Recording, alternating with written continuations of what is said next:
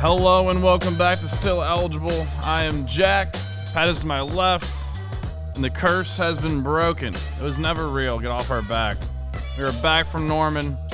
Had some fun. Have some stories. Broke the curse. Let's get into it.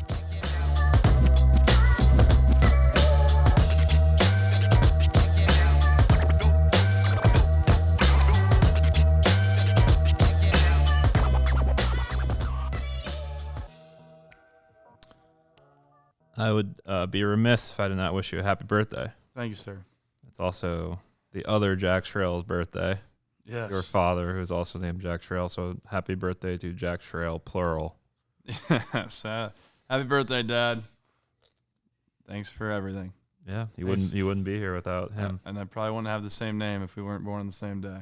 Yeah, that's wild. But here we are, 27. I've learned a lot in these 27 years, Pat. I don't know what. It's my golden birthday, golden year. I don't know what that actually means. People celebrate that. I think that's a girl thing. I don't know if that's a real, it's just an extra layer to the birthday. But Yeah, I'm speaking of girl things. I'm not going to be throwing up an Instagram story of all of our memories, so don't expect that because it's not happening. That's nice, considering I posted one for your birthday. Did you? Yeah. Oh. I posted an actual Instagram post. Ooh. Which will be archived after this podcast. So, we are back. It is my birthday, Monday, September 27th. This is Tuesday, September 28th. We are back from Oklahoma. The curse has been reversed on Norman's Field. Yeah. Owens Field. Owen, not Owen Field. Not Owen. Well, we went to Owens Field. Yes, we did. It is Owen Field. Owen Pickard. It's like the trend of having the field name something and the stadium name something is kind of wild. It can be kind of confusing when we're like Googling the stadiums, like trying to book tickets and stuff. It's like, are we going here? Or are we going here? But we usually figure it out. But yes, Owen Pickard has a field in his backyard. And if you didn't see the video on social media, we went there. First thing, we literally put it into the GPS and drove there. Straight to his house. Yeah. And the field. It was sweet. I mean, It was cool. We saw it on Twitter. Never seen anything like it before. The guy built an Oklahoma replica field, 1/10 the size in his backyard. He's got cows beyond it, and it's just like this small little suburb off the highway in Blanchard, Oklahoma, on our way to Norman. It's like 15, 20 minutes away from Norman, but middle of nowhere in a cool field. He spent a lot of time ideating and grassing it up and executing and painting and all that stuff. It's pretty sweet. He knows a lot about grass. Oh yeah, he knows a ton about grass. Probably too much about grass. We have posted like a 3-minute video, but we talked to him for like 20 minutes or so, and I mean that guy knows more about grass than anything. Yeah, I wonder if he. We didn't ask him if he's a golfer, but we were talking about it one day of like if that guy plays golf, he probably doesn't even care about where the ball goes. He's just probably pissed off everywhere. He's like, Yeah. this grass isn't good enough. He only golfs at like the elite golf courses around the country. So. Yeah. But that was kind of the main thing we did Thursday. I'll let you talk about Friday morning. Sorry, I was taking a sip of water. Friday morning, I went out and got up early and took the drone out, which you might have seen if you follow us on social media. You know, got a lot of love, Lincoln Riley, Oklahoma football. That's cool. But then also didn't get some love because I might have broken 1 or 2 laws along the way, which is on me. I didn't do my research properly. I just went out there and flew it because, as you've learned, I just kind of do what I want and hopefully avoid any troubles. That being said, a man was arrested the week before me for flying a drone. But luckily we had some ties over there, some connections within the athletic office. And at the end of the day, all they wanted was to see my SD card and take my footage and be able to use it for their own stuff. And they said that we could keep our stuff and keep the post up and everything like that. So we appreciate that. So that was pretty much it. Got a nice little talking to before noon on Friday. I mean, I took that photo at 7 a.m, and then I don't know. We posted it at breakfast, and then started to gain some traction, and then arguably gained too much traction. Pat. So whatever. It was cool. Fun shot. Good shot. And I still have a job, and I wasn't in jail. So it was the real winner. You're not calling it this podcast is not like starting with a "Do you accept this call Yeah. from Norman Collect. inmate?" I mean, like I said, if anything, we got some good stories coming out of this. We did. Hit up shout out Aaron Miller. We hung out with her a little Long bit. time friend. She recommended syrup for brunch that day. We went there. That was great. We ate a lot this trip.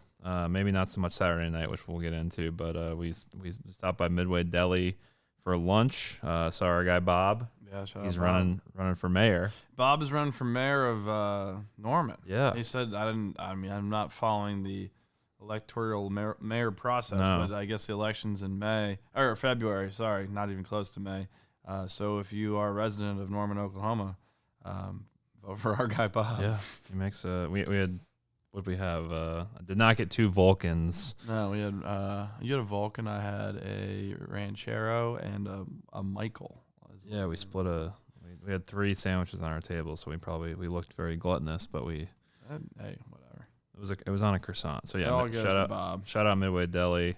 Midway Deli is elite. It is if you're great. ever in Norman, I'm a sandwich connoisseur, and they do not mess around there. Elite sandwiches, good customer service. They offer beers too if you want them, and yeah, it's good stuff. So Yeah. check it out. It's right off of campus too. Can't miss it. Did a little facility tour Friday. That was cool. We basically got to go everywhere. We were filming a video, but also kind of filming content for our own social media pages. So we've kind of become masters of that. Of kind of Two birds, one stone. get access to do something and then get some extra footage while we're there. So we're following around like the fan of the game, I think is the easiest way to explain it. During the kickoff, we'll get to that later, but they got a facility tour as part of being selected as being the This is a kid captain. kid captain, fan of the game. Dentist, That's not a thing. Something or other. Yeah, I guess he's got good teeth. I guess so. So we got to follow him around, got a facility tour while doing it, and yeah, I mean Oklahoma has elite facilities. Yeah. I mean, we were at Ohio State earlier this year, and I think that Ohio State has the best facilities we've seen thus far. But Oklahoma's relatively new. I forget when they said they built it. Same time Clemson did. Clemson's 2-2 on the year, for the record. But Oklahoma's facilities are sweet. I mean, yeah. we walked right in. They've got a hot tub, cool tub, little party lights in there, like 36 Jordans on the wall, all the home away jerseys. It's just like very nice the way you weave in and out of that place. And the locker room was unbelievably nice. The workout facility is unbelievably nice. Everything about it. I mean, it was just, and you come right out on the field. It's just the map of that. Whoever designed that, it's almost like they spend over $200 million on that building. But yeah, it was an elite setup over there. A lot of jersey combos, a lot of helmet combos. I can totally see why, as a recruit, if you were there, that it would be a very enticing place to go. So You get to wear Jordan and get all the Jordan shoes, so that's probably a win too. yeah, no, that would be cool. Saturday, we had a Twitch. We went live. We did our first live. This is everything we do is edited. It was the first live thing we've really ever done, I guess, other than a few Instagram lives here and there. So we took a little mural picture with kind of a strange mural. Makes no sense. Makes no sense. It was Westbrook, Switzer, Boswick, Yep. Tupac, and Biggie. So Bosworth is the only person who went there. Yes. And Everyone, pretty sure. Westbrook went to UCLA. Yeah, Tupac and Biggie, I don't think went to Oklahoma. Pretty sure. I mean, they don't seem like Oklahoma guys. And No. Switzer went to Arkansas, obviously a legendary head coach. But Mhm. yeah, I don't know. So we fit right in that mural. I mean, Westbrook is an OKC legend, I guess, but I mean, he didn't even go there. It's an odd He mural. didn't even coach there. At least Switzer coached there.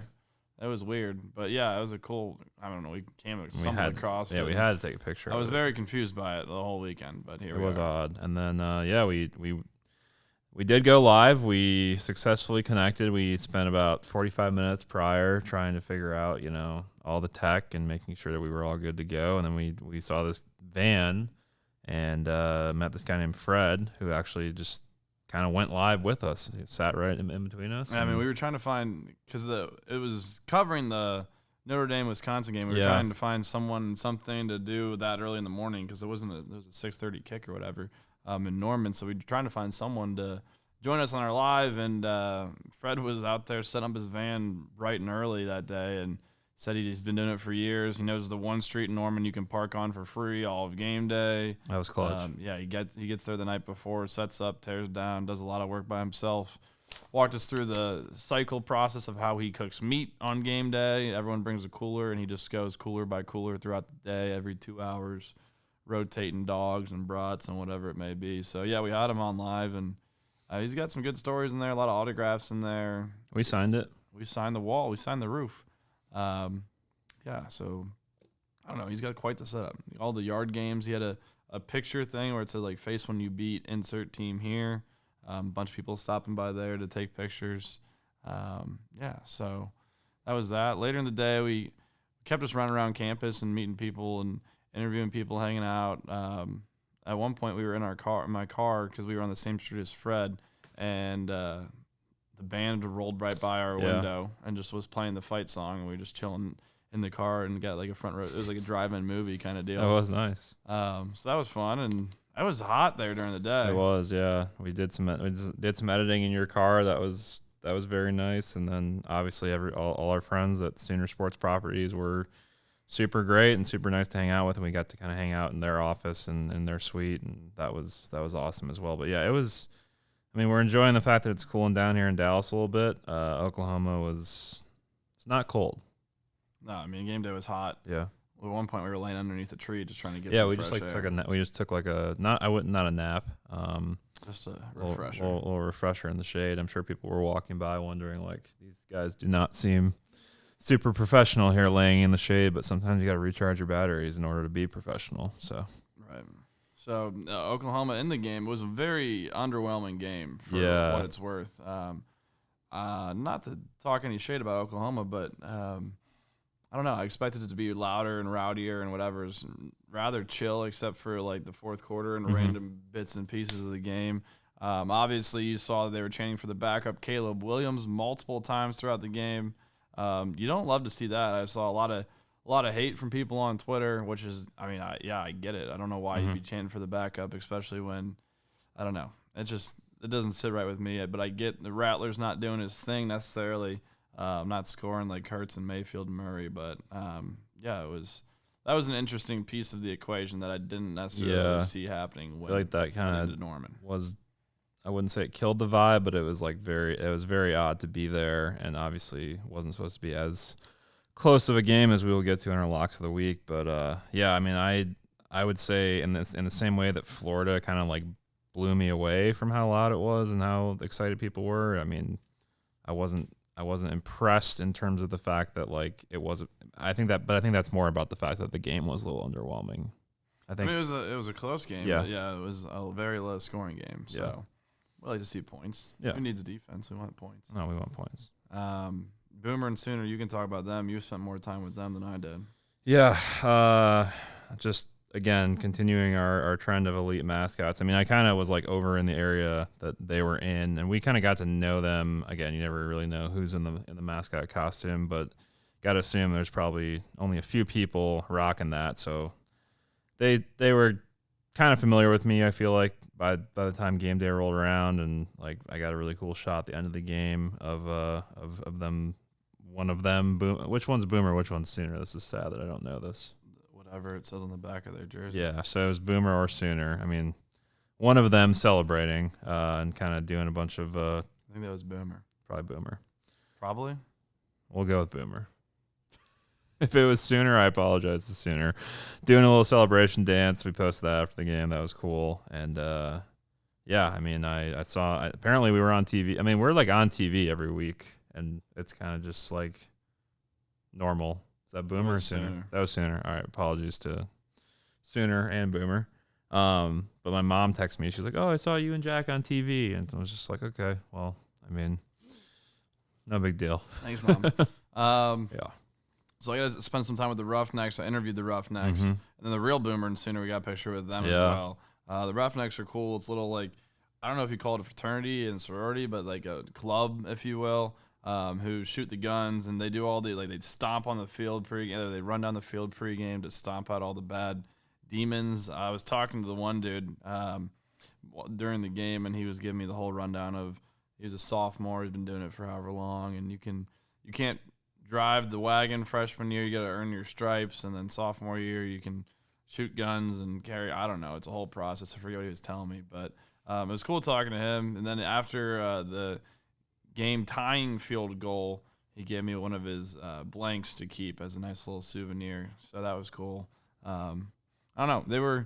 Those guys were cool. It was something different. You don't see that everywhere you go. I think the funniest part of the trip, now that I look back on it, is every single time they shot, I was startled. Like I never got used to it. And like even during we were walking, like the team does this kind of walkthrough thing, and we you took pictures. I made a video, and like even then, it was so obvious that the first thing that was going to happen was them shooting, and I still like jumped back every single time. He was giving me heads up. He's like, all right, I'm going. And I was like, cool. No, I never learned when they were going to shoot the gun, so that was a process for me for sure. Yeah, so there's that, and then Gabe Brkic hits the game-winning field goal, the end of game tying field goal. But yeah, we'll get to that in a minute. But I don't think I've ever been. I know I haven't been a part of a game-winning field goal. I've never been to a game that's had that in that. So that was a cool ending, and the place did go crazy at the end. I mean, like I said, the fourth quarter was kind of rowdy because they were coming back and they scored and they tied and took the lead. The clock management at the end by Lincoln Riley was immaculate. Oh, yeah. There was no chance West Virginia was getting the ball back. It was either going to overtime or they were just going to win it outright. So, sure enough, he made the field goal, take it home, and he's got some swag to him, a little bit of facial hair, nice little headband. Gabe Brkic, yeah, good looks. Yeah, I think I'll speak on this. We kind of struggled after the game with food. Yeah, we were hungry, but I was pissed. It was ridiculous. I think Norman's a decent. Like, we try to where can we go that's not right here? No, there was nowhere to get out of town a little bit, and we drove around for way too long. Everything waited was in too many lines, and I was just like, I'm done. Yeah, we got some candy bars back at the hotel, which was. You got candy bars. I just said I'm done. Oh, I got Gatorade and water. All right, well, electrolytes. You took all the Reese's. Was it the last one? Yes. Did you want one? That's the only candy I like. Oh, I'm sorry. The only chocolate I like. I'll buy you one for your birthday. It's too late, Pat. Well, it is your birthday. I do appreciate you. Thank you. Appreciate yous. Your catchphrase. You know, we like to use this every week and let people know that we appreciate them throughout the college football landscape and beyond. So my first one is Kayvon Pope from Ohio State. He's not from Ohio State. Well, he was from Ohio State. Well, get your words right. Okay. He was dismissed from the team after he stormed off the field during Ohio State's 59-7 win over Akron on Saturday. He was waved off. He was thinking he was going to go in and was playing mostly as a reserve and got very upset and ended up storming off the field. Later tweeted an expletive directed at Ohio State football that I will not repeat here. Cool. He was dismissed from the team. He's still going to have use of the programs that benefit the student athletes at Ohio State. According to Ryan Day, he will still remain on scholarship.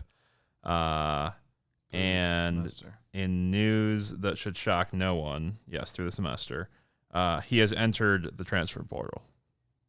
There you go. Should not shock anyone. No. So, Kayvon Pope, this is only because I'm a Michigan fan. Appreciate you. Wait till he finds out he's the second most famous pope. Well, he'll never be. I don't even know if he's the second most famous pope. He'll never be the most famous pope. He's really going to throw a tantrum This guy's got to get over it. So, whatever. We don't need Kayvon Pope.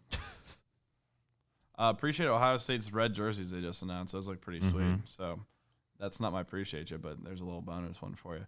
First appreciate you goes out to kickers. Justin Tucker, Mason Crosby, and Gabe Brkic. Game-winning field goals across the board this weekend. There's probably more game-winning field goals, but these are the three that stuck out to me. Justin Tucker, longest kick in NFL history, hits the crossbar 66 yards, goes in for the game winner. I mean, absolutely amazing. I was watching that live, and I was like, I don't know, Justin Tucker's all time, put his leg in the Hall of Fame.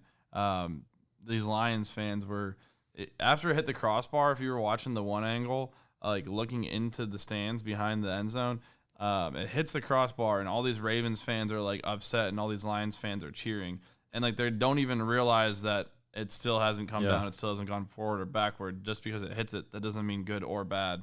And ends up going in, and I don't think people realize until another like 30 seconds after that. But elite kick from an elite kicker. He hit one like 61 in warm-ups or something like that. I was like on the logo, and people were tweeting like, yeah, that's never going to happen like in a game, whatever. Sure enough, goes and kicks the game winner. So Mason Crosby, after an Aaron Rodgers drive with 37 seconds left last night, Sunday Night Football, he hits one in, looking mighty old, but still has the leg on him. Aaron Rodgers and Mason Crosby, those are boys. I guess they sit next to each other on the plane and team meals and all that stuff. Both 37 seconds left. Boom. Game-winning field goal. Love that. Gabe Brkic, Oklahoma-West Virginia game, as I just mentioned, this weekend. The dude's got some swag. First game-winning field goal I've been a part of, and excellent game management. I already talked about all this stuff, but you love a good field goal walk-off. So, as the former punter I used to be, show some love to kickers. Kickers are people, too. Appreciate you. My next one is DeAndre Square from Kentucky. I don't know if you saw this clip, but he basically was just like running to the sideline and could have easily stopped, and instead kind of pushed over an equipment manager named Dexter Belcher. What a name. I will start this as a depreciate you, but I'm going to come back around to a appreciate you, because after the game, Dexter posted a jersey swap picture, him with DeAndre's jersey and DeAndre with Dexter's shirt, a Kentucky equipment shirt. The caption being, all love for my boy at D_square10.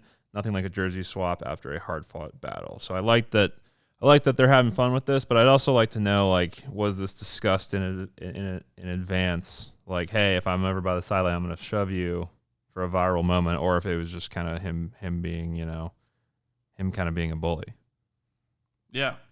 I don't think he was being a bully. No, I think they probably know that things can go viral, and they talked about it before. And I think it was a prank. And anytime it's a prank, fun loving. So DeAndre Square, originally depreciated you, come back around to appreciate you. Full circle. Jameson Williams makes Alabama football history. I've mentioned Jameson Williams multiple times on this podcast, an Ohio State transfer, and just seeing him throughout the year just makes me even more mad that he transferred. 2 kickoff touchdowns for Jameson Williams. One of them 100 yards, being the first Bama kick returner to take one back for 100 yards since 2004. He also had one in the fourth quarter, 77 yards return, and in between there, he had an 81-yard catch for a touchdown. So pretty just good. A full day for Jameson Williams. 3 touchdowns, 2 via kickoffs and 1 through the air. He's just been balling out. Nick Saban called him a dog. So you love to be called a dog, especially by Nick Saban. So Jameson Williams, hate that you transferred, but I appreciate your field. Appreciate your game on the field. Yeah. And Owens Field. No, not Owens Field. That was not appreciate you. But I do appreciate Owen Pickard. There you go. There we go. So that is our appreciate you segment, our little recap segment, and we're going to take a break and come back and get into our locks of the week. Recap, a good week for me, a good week for you too, I guess. Good week all around. All right. So we will be right back.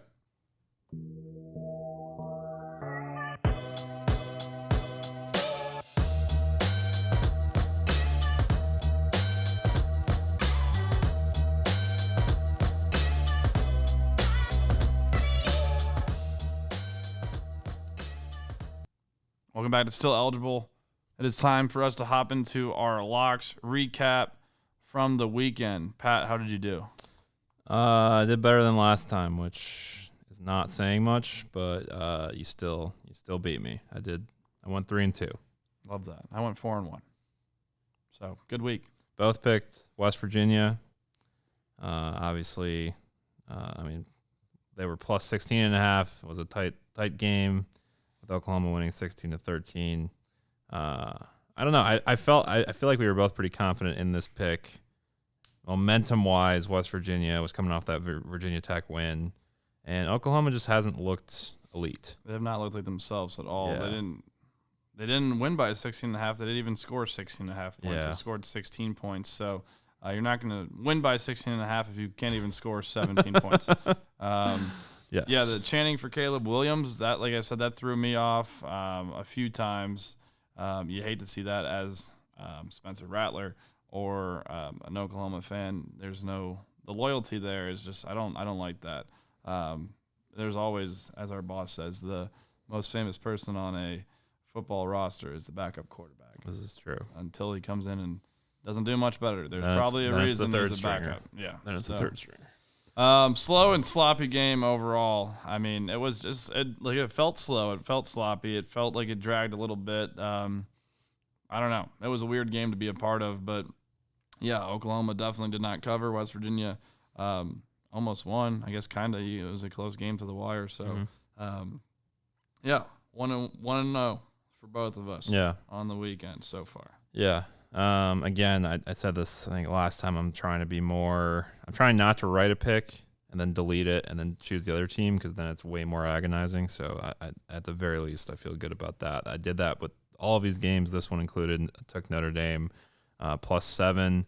I came out pretty confident last time and said, Jack Coan was going to play like he was going to see his ex for the first time. And I don't know if I would say that he did that. He got injured, which you don't want to have happen when you see your ex. No. And you don't want to have someone step in for you.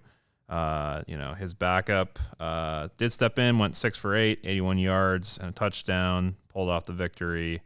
I know you wrote this in your notes, but I just kind of was glancing like, I also don't know how Notre Dame is good.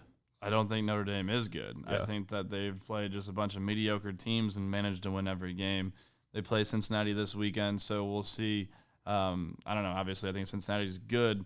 Notre Dame, I just don't know. There's too many question marks, and the rest of their schedule, they don't have an easy schedule by any means. So I guess we will see if they're good or if they're not good. I don't know. I picked Wisconsin in this game, who was the favorite. Turns out that was a horrible pick. Graham Mertz, 1 TD on the day, passing. Turns out he had more TDs than the other team, Pat, threw 2 pick sixes. 18 for 41, not a good stat line. Papa Mertz, you need to figure that out. So you can't turn the ball over. That's just key number one. He's the highest QB recruit in Wisconsin history. They should have kept Coan over Mertz. It was a bad day to be a Badger. And the Badgers gave up 31 points in the fourth quarter. I turned around and I don't know. I think it was at one point I was like, all right, well, I haven't lost this game. I haven't won this game. I haven't lost this lock. And I turned around and it was 41-13. I was like, what did I miss? I didn't see the whole fourth quarter. Doesn't seem like I missed much besides 31 points for Notre Dame. So congrats to Brian Kelly on becoming the all-time winningest coach in Notre Dame history. Yeah, how many games did he pass Newt Rockne? Yeah. Like, how many games did Newt Rockne used to play a year? Like 6, 7? No, I don't know. I don't know the answer to that. It just feels wild that he has more victories. But yeah, I just know that Newt Rockne coached 300 years ago. Yeah, I'm sure it was more games than that. It just seems like. Newt Rockne, I don't know. We can look up when he coached, but he was born in 1888. Yeah. So yeah, it's been a record for him. It's been a while. He died in 1931. Jeez. Not that that's funny, but no, that was a long time ago. 90 years ago, yeah. Give or take. I picked Tennessee minus 20.5. I picked Florida against Tennessee. I'm glad I didn't pick Tennessee. Are you from Tennessee? Anyways. Is that a yes or a no? No. Okay. The Gators shut out the Vols. In the second half, they won 38-14. Felt good about this one. 505 total yards, 283 on the ground.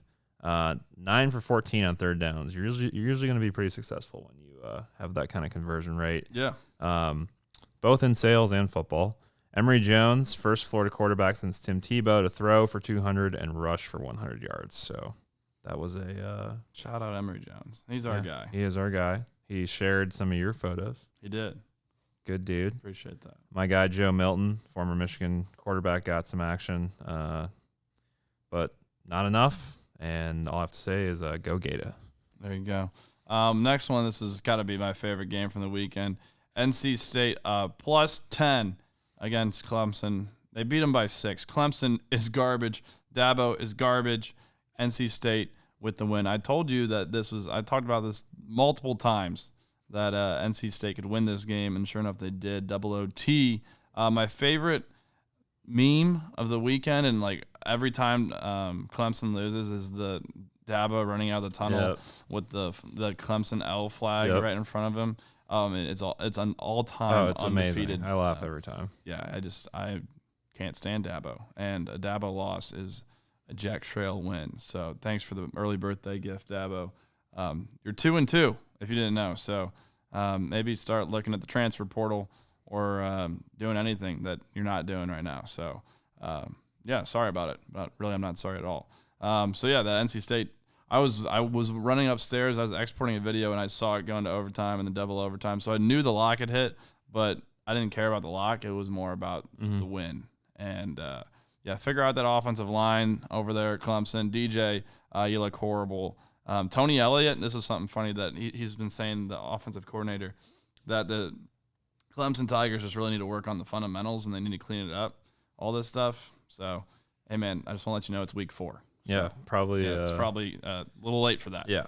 So, NC State, I appreciate you, even though this is not the appreciate you segment. Maybe Dabo can pick up Kayvon Pope in the transfer portal. Sure, take him. Yeah. Who cares? This one did not hit for me. I took Wyoming minus 29.5 against UConn. The final score was 24-22, so that did not hit. They were actually down by 13 at one point during the game. UConn, ton of freshman starters. That definitely factored into my pick. But, Wyoming survived. UConn couldn't pull off the 2-point conversion, and Wyoming ended up falling on the onside kick to pull this one off, but not with the points. Turns out UConn's freshmen were not absolutely terrible, so good for them. This is my favorite part about this pick and your next pick is you picked horrible games that nobody cares about, and you were wrong on both of them. I need to stop. That's what I told you. I was like, nobody cares about Wyoming or your friend who likes Washington State. Yeah, I'll get to that. Arkansas +6 in Jerry World against Texas A&M. They won 20-10. They started out 17-0. We saw that. It was like in the first quarter or something like that. Started off hot, held on. Big win against Texas and Texas A&M. Came out swinging early, as I mentioned. They got strong lines, strong running backs, and Treylon Burks, 6 catches, 167 yards, and 1 TD. Had a sick catch that was called off. And their defense looks nice. Sam Pittman. I don't know if you've seen Sam Pittman, but this dude just looks like he's from Arkansas. I mean, I don't know. I don't know what people from Arkansas look like, but he, to me, looks like somebody that's from Arkansas. So, Sam Pittman. Yeah, definitely embodies. Arkansas, keep an eye on him. Keep an eye on him. We should go there sometime for a game. That would be cool. Yeah. I heard they tear it up in Fayetteville. Yeah. That's what sports and who do we else talk to? David Sosna. Yep. So it's legit there. Jack was talking about this one earlier. I don't even want to talk about this game. I don't know. I'm sorry, Ian. I'm done picking Washington State. Nobody likes Washington State, Ian. Yeah. I mean, I'm not as rude as him, but I'm done with this. I don't want to talk about it. I was hoping for some high-powered offense hitting these overs, and then I kind of just sometimes when I'm a little stubborn sometimes, and I want something to happen, I just keep kind of going for it, and I've learned when to say no. So, have you? No, but pick them again next week, please. Yeah, no. I mean, let me see what they're playing. I don't think it matters. Washington State. Fresno State versus UNLV. I took the over 57.5 points. I said that Fresno State was going to have to score all the points in order to hit. They won 38-30. So we hit the over, but not necessarily the game I expected. I expected more from Fresno State. I expected less from UNLV, but closer than expected. But regardless, a win is a win, Pat, and that hit the over, and that takes me to 4-1 on the weekend. I don't know what my record is overall. Yeah, I think I'm like 500 now. Yeah, I mean I think I had a great first week, and then I've kind of been tailed off. I think I was the opposite. I had a horrible first week. And then kind of went back. Yeah, you're back in it now. What was our last one? I guess I can pull it up as we talk here. What was the locks? I started 3-6, and then I was 6-8 before this. Mm-hmm. So now I'm 10-9. 10-9. You are. I'm sorry. I'm trying to find yours. Where are you at? You were 8-7 coming into this week. So I am 11-9. 11-9. You had that one push. Shutout pushes. Yeah. So we're very similar right now. Hopefully, The way you type that out is giving me a. Oh man. I get it. Yeah. All right. Well, that's our locks of the week. Since everyone can see it. If you're looking at the Google Doc right now, it looks like some crazy math equation. Yeah. Bunch of dashes and commas and whatever. It's actually our coordinates for next week. There we go. That is where we're going, and I do not know, so I'm gonna have to do the math before we get there. Yep. This is Still Eligible. This is our Tuesday podcast. We appreciate you tuning in. We will be announcing tomorrow where we are headed and on the road come Thursday. So stick around. Next time, Thursday, podcast, new week, new me. New trip. See ya. Happy birthday. Appreciate it.